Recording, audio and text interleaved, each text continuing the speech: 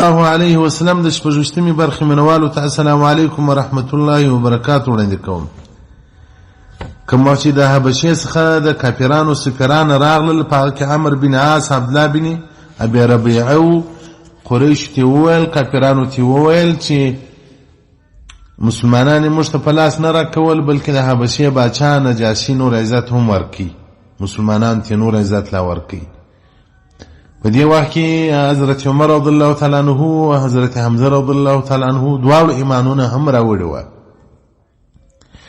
نو کافران ډیر پلس فضل کېدل، ډیر خوابدي و. هلته مسلمانانو کې غټو خلکو ایمانونه راوړل، په کافرانو کې غټو خلکو ایمانونه راوړل، او دلته د حبشې سفیران چې راغلل نا امید راغلل. د مکې مکرمې کافرانو په اتفاق سره یو فیصله وکوله چې موږ به پر محمد رسول الله صلی الله علیه وسلم باندې اقتصادي بندیزونه لګوو. داسې بندیزونه به ورباندې لګوو چې نه به خبرې ورسره کوو، نه دې خبرې را سره کوي، نه شی ورباندې خرڅوو، نه شی ځین رانسو، نه دوستي ورسره کوو، نه دې را سره کوي، نه خوشحالۍ ته ورځو، نه دې راځي، نه غم ته ورځو، نه دې راځي. اقتصادي بندیزونه لکه چې دنیاوال پر مسلمانانو لګوي، خپل هدف ته ځان رسوي، په اقتصادي بندیزو باندې مسلمانان زوري. دا د نبوت پر اوم کال د محرم الحرام میاشت وه، د حسن حسین میاشت وه. پر دغه کال باندې پر محمد رسول الله صلی الله علیه وسلم باندې بندیزونه ولګېدل. نو داسې بندیزونه چې اوس بې واقعیت ترته راسي. دا خط منصور بن اکرمه ولیکي، دا ظالمانه خط، دا قاتلانه خط، خو الله په دنیا کې هم د خبیث ته سزا ورکړه. منصور بن اکرمه لاس یې وچ شو، بیا خط نسوای لیکلی. نو دا بندیزونه چې ولګېدل، ابو طالب د رسول الله صلی الله علیه وسلم اکا له خپلې کورنۍ سره یو ځای، شیخ ابي طالب ته پناه یوړه. شیخ په عربي کې دا د دوه غرو په مابینځ کې درې ته ویل کېږي. دغه د جبل ابو قبیس او د دابل غره په مابینځ کې دا اوس چې عزیه ته وځي، دا د تونلانو دلته دغه ځای کې پناه واخیستله ابو طالب و کورنۍ و رسول الله صلی الله علیه وسلم مسلمانان. د ابو طالب سره د بنو هاشم ټول انسانان لاړل، که مسلمانان ول که کافران ول. مسلمانانو د محمد رسول الله صلی الله علیه وسلم په وجه هجرت وکړي و، دغه تنګې و درې لره پناه یې یوړه. کافرانو د قوم پرستۍ په وجه باندې چې رسول الله صلی الله علیه وسلم عزیز دی، نو قریش بندیز در باندې لګي، نو پر موږ دې هم ولګېږي.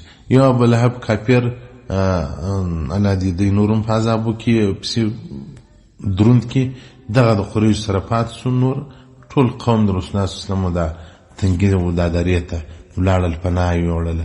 دا بندیز 3 کاله دوام وکړي، 3 کاله. ډېر سخت تکلیفونه هم دلته پر اصحابو د رسول الله صلی الله علیه وسلم، پر قوم د رسول الله صلی الله علیه وسلم راتیر شول. لوږه داسې اندازه لوږه وه چې ماشومانو به چغې ویلې، ژړل. دا ماشوم بیا په دې کوچنی په دې کیسه کې نه دی. دا د شپې زما لوڼې دي، نو چې دا وږي شي، نو بیا نه زما په نارایي منېږي، نه خامخا خپل شیدو بوتل غواړي چې هغه وڅښي، بیا نه د باچا په کیسه کې دی، نه د پلار په کیسه کې دی، بیا بېدېږي. نو ماشوم چې وږی شي هغه بد حالت جوړوي. نو دلته به ماشومانو بچانو ژړل، ډوډۍ به نه وله، شیدې به نه ولې، او قریش به په دې ډېر خوشحاله کېدل چې د مسلمانانو یا د رسول الله صلی الله علیه وسلم باندې چې خوا بدېږي، د هغو باندې څومره ښه تکلیف روان دی. خو په دغه قریش کې چې به نرم دله انسانان وه، هغو به ویل دا ظلم مه کوئ، منصور بن اکرمه خط ولیکئ، او دا جرګه ټوله ده سره را ترتیب که منصور بن اکرمه هغه په دنیا کې لا خپل مصیبت د عذاب ولیدی چې لاس یې وچ شو. په دې بندیزو کې ډېر تکلیفونه راغلل، حتی مسلمانانو به واښه خوړل، په وښو بې ګزاره وه. سعد بن وقاص رضی الله تعالی عنه فرمایي، وایي ډېر وږی مې شپه، یو شپه وایي را روانو د پښې سمې لوند شی و مشتی لوند و، دا دستي مې راپورته کړي، تر ستوني مې تېر کړي، تر اوسه هم لکه پیدلی مې چیش مې وخوړی. خو دا د لوږ څخه کېږي. او بله واقعه دی بیانوي سعد بن وقاص رضی الله عنه، وایي وخت د شپې بول ته راپورته شوم چې امتیاز یې وکړمه، له یو شي څه مې پښه وموښتله چې راپورته مې کوي د اوښ څرمن وه. د اوښ څرمن مې ویې راوړه، پرې مې بلله، بیا مې وچه کړله، له هغه بعد مې بیا وټکوله او مې بیا له اوبو سره خوړله. دا خو د مکې مکرمې کافرانو پر مسلمانانو شان نه خرڅول. دکان ته به ورلی مثلا غنم غواړم، وربچې غواړم، خرما غواړم، پلانکی غواړم، هغه ورته نه، موږ پر ته نه خرڅو. اقتصادي بندیزونه، دا اقتصادي بندیزو خو سر خلاصېږي. هر وخت که دا د دنیا کافرانو بندیزونه شروع کړو، دغه د رسول الله صلی الله علیه وسلم سیرت ورکه یادوي. او اوس نو راځي اصلي مقصد موضوع ته راځو. تر دا اندازې پورې تکالیف وله چې بیاباني قافلې چې به راتلې. مکه مکرمه خو د وخت ښار دی، آدم علیه السلام بیا تر قیامته پورې به دا یي. نو قافلې راتلې، د تجارت سامانونه یې راوړل. ابولهب کافر به ورشواس و هغو ته به یې وویل که مسلمانان درته راغلل، د محمد صلی الله علیه وسلم ملګري درته راغلل، نو د رسول الله صلی الله علیه وسلم ملګري خو که مسلمانانو کافرانو پیدل په دا دره او په تنګي کې چې دوی ګزاره کوله لوږه وه، بس جرجل مخان انو ابولهب ورته ویل چې جرجل مخان خلک درته رالو، ځکه یو سړی چې ډېر وږی سي د انسان وینه کمیږي، مخکې جړواله پیدا کېږي.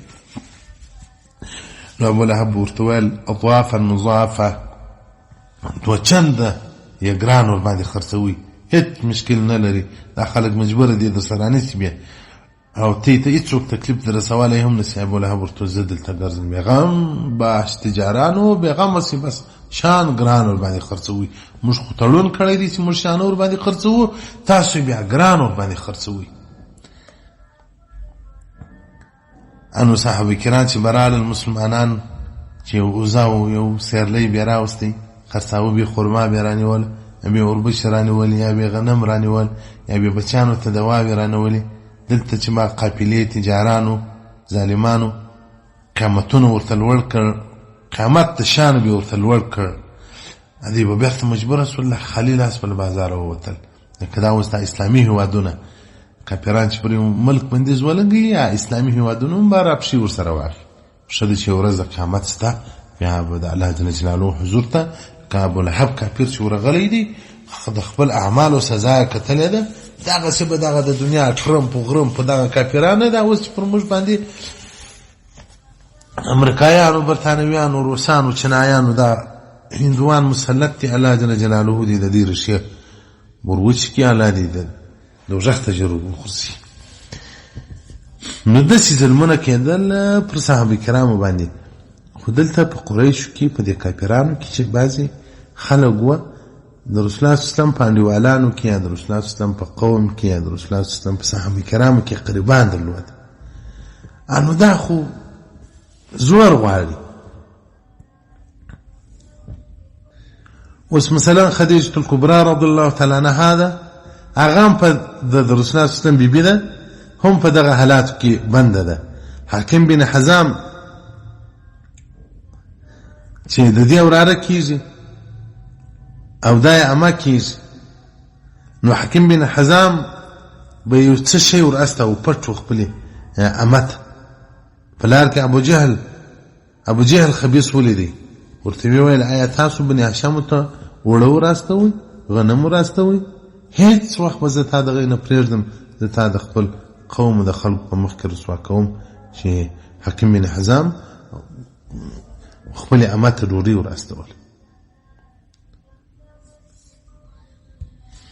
نو دلته چې ابو جهل و حاکم بن حزام سره لګیا دي، ابو جهل ورته وایي چې ته بد کوې چې خدیجه الکبرى رضی الله تعالی عنها ته ډوډۍ وروړې. دلته یو نفر دی ابوالبختري په نامه باندې، هغه راغلی پوښتنه یې وکوله چې څه پېښه ده.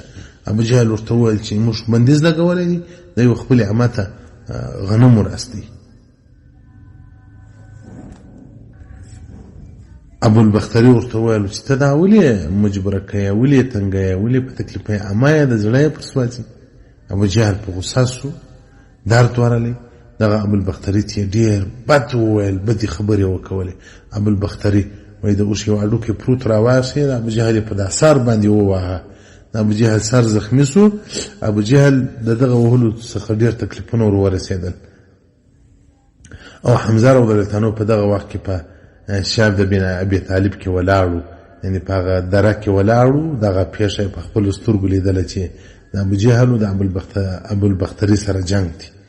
نو مسلمانانو پر محمد رسول الله صلی الله علیه وسلم باندې 3 کاله اقتصادي بندیزو، داسې بندیزو چې اما وراره لکه خدیجه الکبرى او حکیم بن حزام وراره و خپل امته شي نسوي وراستولای، کبي وراستاو هم بیا له تکالیف او تهدیدات او علو ټکولو سره به مخامخ کېدل. نو دا اقتصادي بندیزونه پر مسلمانانو راځي، مسلمانان به صبر او استقامت کوي، الله جل جلاله بیا نصرت کوي. او که مسلمانانو ځانونه اله کړل کافران په موږ هغه وخت راځي کیږي، هغه وخت خوشاله کیږي چې ټول کامل کفر سره ومنو علیاذ بالله او ټول کامل کافران سو بیا دي زموږ دوستان دي، موږ به د دې دوستان دي. اوس موږ نه دوستان کیږي، نه دې زموږ دوستان دي، نه موږ د دې دوستان کیږو. کار سو د زموږ بعضي په اصطلاح ټرن مسلمانان دا غلام مسلمانان ځانونه ورجندي کې خو دوم ولیدل بیا ته دې لاسن واخی. نو دغه اقتصادي بندیزونه 3 کالو دوام وکړي. اوس دا بندیزونه څنګه لري کیږي؟ دغه پریکړې ماتول او د خطه پر پاڼه باندې وینه مسلط کېدل. کوم خط چې منصور بن اکرمه ولیکي په مکه مکرمه کې په کعبه شریف کې د نن راوځړاوه، دا خو پریکړه لیکو، یعنی دا پریکړه او فیصله شوې ده. نو دا فیصله بیا ولې متیږي؟ دا واقعا به د سیرت النبی صلی الله علیه وسلم په 20مه برخه کې ان شاء الله الرحمن درته بیان کو، او د رسول الله صلی الله علیه وسلم معجزه مستفادی کی چې پر دا وینه باندې پر خطا وینه مسلط شوی دي، خط خړلې دي. رسول الله صلی الله علیه وسلم دې توای استاس خط چې لیکلی هغه وسنست دي چې خطر اخ واقعیت خط نست په سلامتیږي.